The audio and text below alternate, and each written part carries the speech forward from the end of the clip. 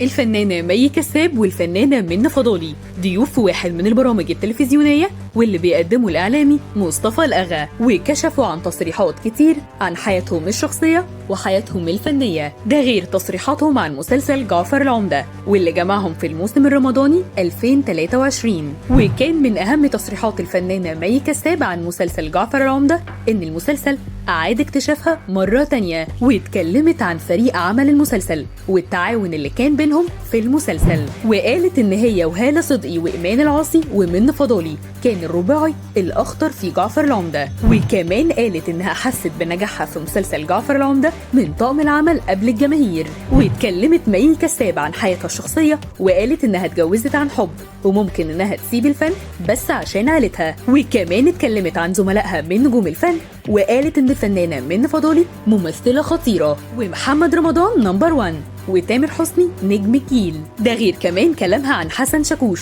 وقالت انه مطرب كويس ومحتاج يوظف صوته بطريقة صحيحة، واحمد حلمي اجمد كوميديان في العالم، ومحمد سامي مخرج الشعب. وبجانب تصريحات مي كساب قالت الفنانة منى فضالي تصريحات كتير في نفس اللقاء واتكلمت فيها عن أسرار من حياتها الشخصية والفنية، وقالت سر ما أعلنتش عنه قبل كده نهائي، وهو إنها في بداية زواجها كانت حامل لكنها أجهضت عن عمد، وده لأنها ما كانتش حابة إن يكون في طفل يربط بينها وبين والد الطفل في يوم من الأيام، وإنها جسدت ده في مشهد في مسلسل جعفر العمدة بإجهاض طفلها متعمدة ده. وقالت إن دورها في مسلسل جعفر العمدة كان دور صعب جدا ومركب ما بين الكوميدي والدراما، وقالت كمان إن الفضل كله يرجع للمخرج محمد سامي، والدور كان محتاج تركيز وانا اجتهدت فيه عشان يطلع بالشكل ده. واتكلمت منى فضالي عن الفنانة مي كساب وقالت مي كساب طيبة وجدعة جدا وصاحبة صاحبها قوي وخدومة وبتحب شغلها